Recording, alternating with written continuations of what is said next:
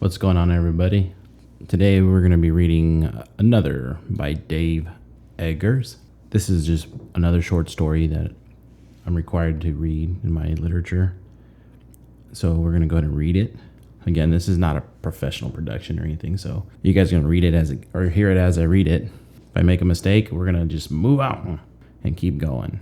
Or if we get interrupted, we're going to move on and keep going. Because I don't have the kind of time to make professional edits. All right, you guys? So just bear with me.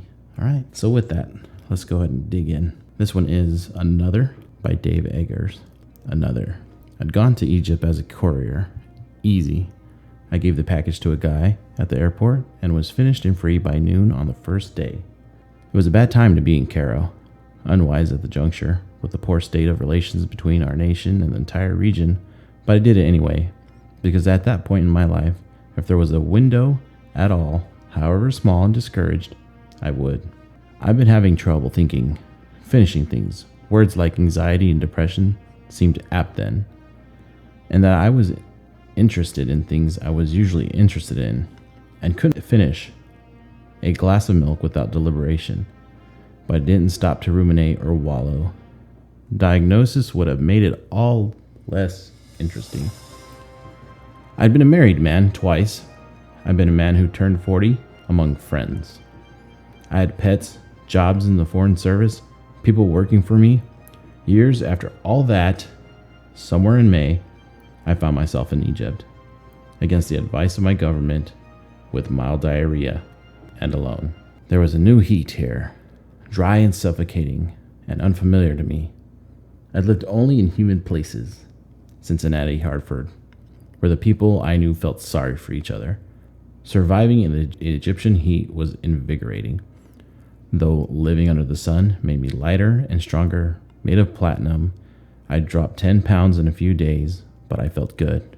This was a few weeks after some terrorists had slaughtered 70 tourists at Luxor, and everyone was jittery. And I'd just been in the New York on top of the Empire State Building a few days after a guy opened fire there, killing one. I wasn't consciously following trouble around, but then what the hell was I doing? On a Tuesday, I was by the pyramids, walking, loving the dust, squinting. I'd just lost my second pair of sunglasses. The hawkers who work the Giza Plateau, really some of the least charming charmers the world owns, were trying to sell me anything. Little scarab toys, cheops, keychains, plastic sandals. They spoke 20 words of a dozen languages and tried with German, Spanish, Italian, English. I said no. Feigned muteness, got in the habit of just saying Finland to them all. Sure, they didn't know any Finnish, until a man offered me a horseback ride in American English, hooking his R's obscenely. They really were clever bastards. I'd already gotten a brief and expensive camel ride, which was worthless, and though I'd never ridden a horse past an amble and hadn't really wanted to, I followed him on foot. Through the desert, he said, leading me past a silver tourist bus. Swiss seniors up unloading. I followed him. We go get horse. We ride to the Red Pyramid, he said. I followed. You have your horse yourself? He said, answering my last unspoken question. I knew the Red Pyramid had just been reopened, or was about to be reopened, though I didn't know why they called it red. I wanted to ride on a horse through the desert. I wanted to see if this man, slight with brown teeth, wide-set eyes, a cop mustache, would try to kill me. There were plenty of Egyptians who would love to kill me. I was sure, and I was ready to engage in any way with someone who wanted me dead. I was alone and reckless and both passive and quick to fury. It was a beautiful time. Everything electric and hideous. In Egypt, I was noticed. I was yelled at by some and embraced by others. One day, I was given free sugarcane juice by a well-dressed man who lived under a bridge and wanted to teach at an American boarding school. I couldn't help him, but he was sure I could, talking to me loudly by the juice bar outside in crowded Cairo, while others eyed me vacantly. I was a star, a heathen, an enemy, a nothing. At Giza, I walked with the horseman. He had no smell. Away from the tourists and buses, and down from the plateau, the hard sand went soft. We passed an ancient man in a cave below ground, and I was told to pay him bakshish, a tip, because he was a famous man and the keeper of that cave. I gave him $1. The first man and I continued walking for about a mile, and where the desert met a road, he introduced me to his partner, a fat man, bursting from a threadbare shirt, who had 2 horses, both black, Arabian. They helped me on the smaller of the 2. The animal was alive, everywhere, restless. It's hairy, marshy with sweat, and I didn't tell them that I'd only ridden once before, at the time at a roadside 4th of July fair, walking around a track, half drunk. I was trying to find dinosaur bones in Arizona. I thought, briefly, that I was an archaeologist. I still don't know why I was made the way I am. Hisham, the horseman said, and jerked his thumb at his sternum. I nodded. I got on the small black horse, and we left the fat man. Hisham and I trotted about 5 miles on the rural road, newly paved, passing farms, while cabs shot past us, honking, always the honking in Caro, the drivers steering with the left hand to better able with their right to communicate every nuance of their feelings. My saddle was small, simple, and I spent a good minute trying to figure out how it was attached to the horse and how it would be attached to it. Under it, I could feel every bone and muscle and band of cartilage that bound the horse together.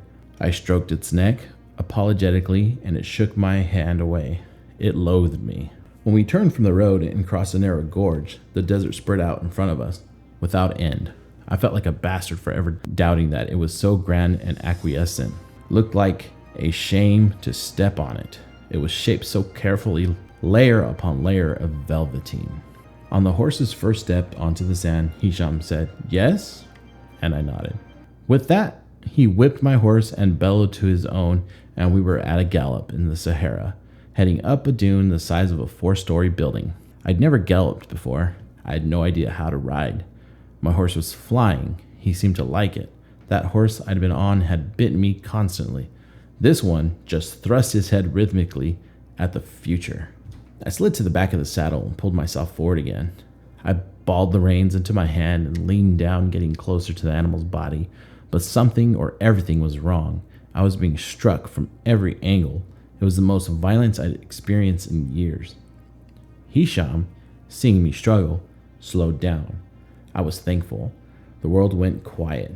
I regained my grip on the reins, repositioned myself on the saddle, and leaned forward. I patted the horse's neck and narrowly missed his teeth, which were now attempting to eat my fingers. I felt ready again. I would know more now. The start had been chaos because it was so sudden. "Yes?" Hisham said. I nodded. He struck my horse savagely and we bolted. We made it over the first dune, and the view was a conqueror's oceans upon oceans, a million beveled edges. We flew down the dune and up the next. The horse didn't slow, and the saddle was punishing my spine. Holy Christ, it hurt. I wasn't in sync with the horse. I tried, but neither the fat man nor the odorless one I was following had given me any direction, and my spine was striking the saddle with enormous force, with terrible rhythm, and soon the pain was searing, molten. I was again and again being dropped on my ass on marble from 100 feet. I could barely speak enough to tell Hisham to slow down, to stop, to rest my spine. Something was being irrevocably damaged, I was sure, but there was no way to rest. I couldn't get a word out. I struggled for air. I tried to ride higher in the saddle, but couldn't stop because I had to show Hisham I was sturdy, unshrinking. He was glancing back at me periodically, and when he did, I squinted and smiled in the hardest way I could. Soon, he slowed again. We trotted for a few minutes. The pounding on my spine stopped. The pain subsided. I was so thankful. I took in as much air as I could. "Yes?" Hisham said. I nodded. And he struck my horse again, and we galloped. The pain resumed with more volume, subtleties, tendrils reaching into the new and unknown places, shooting through to my clavicles, armpits, neck. I was intrigued by the newness of the torment and would have studied it, enjoyed it in a way, but its sudden stabbing prevented me from drawing the necessary distance from it. I needed to prove to this Egyptian lunatic that I could ride with him, that we were equal out here, that I could keep up and devour it, the agony, that I could be punished, that I expected the punishment and could withstand it, however long he wanted to give it to me. We could ride together across the Sahara, even though we hated each other for 100 good and untenable reasons. I was part of a continuum that went back thousands of years, nothing having changed. It almost made me laugh. So I rode as anyone might have ridden at any point in history, meaning that it was only him and me and the sand and a horse and saddle. I had nothing with me at all, was wearing a white button-down shirt and shorts and sandals, and Jesus, however disgusting we were, however wrong was the space between us, we were really soaring. And I was watching as the horse's hooves scratched the sand and the horse breathed and I breathed, as the mane whipped over my hands, the sand sprayed over my legs, spitting on my bare ankles. I was watching how the man moved with the horse. Somewhere, after 20 minutes more of continuous pounding with the horse at full gallop, I learned. I'd been letting the horse strike me, was trying to sit above the saddle, hoping my distance from it would diminish the impact each time, but there were ways to eliminate the pain altogether. I learned. I moved with the horse, and when I finally started moving with that damned horse, nodding forward in agreement, and collision, the pain was gone. I was riding that stupid and divine horse attached to it, low, my head immersed in its mane, and I. His shame noticed I no longer struggled, and we rode faster. We rode with the sun overhead. There was a wind in our face, and I felt a part of every army that the world had ever burdened. I loved the man I followed in a way you love only those you've wanted to kill, and when I was most full of love, the pyramid emerged from sand, a less perfect peak among the dunes. At the red pyramid, we went up its side, lifting ourselves onto each step, each great square stone almost 5 feet tall. At the entrance, 50 feet up, the man gestured me into a small black entranceway into the chamber at the pyramid's center. I followed him down and in, the passage steep, narrow, dark, dank, too small for anyone larger than ourselves. There was a rope that could be used to guide us to the bottom. I held it and descended. There were no steps. The smell was chalky and the air thick and difficult to draw. Ahead of me, the man held a torch with carved a jagged light from the darkness. At the bottom of the decline, we stood turned into another hallway, now level and soon ducked through a doorway, and were inside a stone box. It was a completely unadorned room with high ceilings and perfect geometry. Hisham waved his arms around the room with great proud flourishes. "Home of the king?" Hisham said, bringing his torch to one side of the room and revealing a long stone box, the tomb.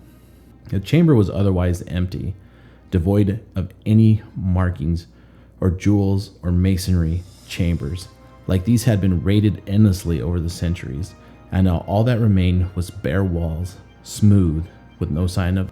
The air inside was heaving with dust, and I felt we would die if we stayed long. Would he try to kill me? Rob me? We were alone. For no reason at all, I was without worry. We stared at each other in the room. Neither of us truly impressed by the box we were in, though we both momentarily pretended at awe. I was disappointed, though I knew not to expect much inside these rooms. I didn't know how elaborate the space once was, but there was no evidence that it was ever anything but this sandy cube. And the fact of it saddened me.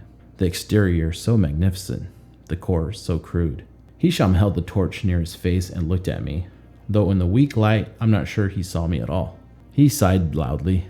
His face moved through emotions of arrogance, boredom, annoyance.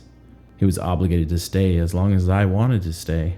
I didn't want to stay at all, but I liked seeing him suffer, if even a small amount. We climbed the steps again toward the crooked window of light where the pyramid drank the sky. It was dusk. Once outside and on the ground again, the man said, "There is another." I asked him its name. He said it was called the Bent Pyramid. We're on our horses again. "Yes?" he asked. I nodded, and he struck my horse with his open hand, and I followed him. though he was soon only a black wraith against a silver sky. Our horses were angry and breathed in hydraulic bursts. I realized now that Hisham was not doing this for whatever money I would give him. He hadn't bothered to negotiate for any of the trips after the Red Pyramid. What we were doing was something else, and each of us knew it. I was now sure he wouldn't kill me, and knew he had no plan, none more than I had. An hour later, we were at the bent pyramid, this one larger but less secure, and the light was gone. We climbed to its entrance and descended, and once again found ourselves inside a sacred chamber, a room that had held a queen or pharaoh, though again the room was bare. The man and I stared at each other, breathing in the hard, thick air, without any compassion for each other or anything. "What did you expect?" his eyes asked me. "I wanted to know that I wouldn't die like a bug," I said. "Sorry," he said. "These men died, were embalmed, and have been stolen. People sold them again and again. Their every effect, their bones, were traded for gold. You'll be no better off." "There's no reason to go inside these pyramids?" I said. "No, not really," he said. "We learn nothing inside," I said. "Nothing?" he said. "If these kings believed, why would they hide themselves in these plain boxes under these heavy stones?" "Ah, but they didn't believe," he said. "That explains it," I said. We left again and stood on the ground beneath the pyramid. It was dark as we mounted our horses. I swung my hand around to encompass all the air. "Good outside now," I said. He smiled. "There is another," the man said. "I want to go," I said. "Yes?" I nodded. He struck my horse and we flew. So that was the end of that short story. That one took me a little bit more time to read, and I messed up quite a bit. I feel like I messed up quite a bit.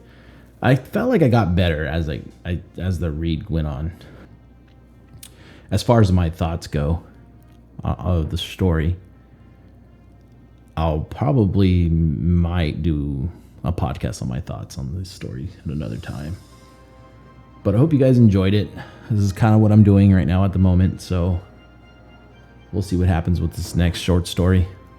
I'll see you guys later.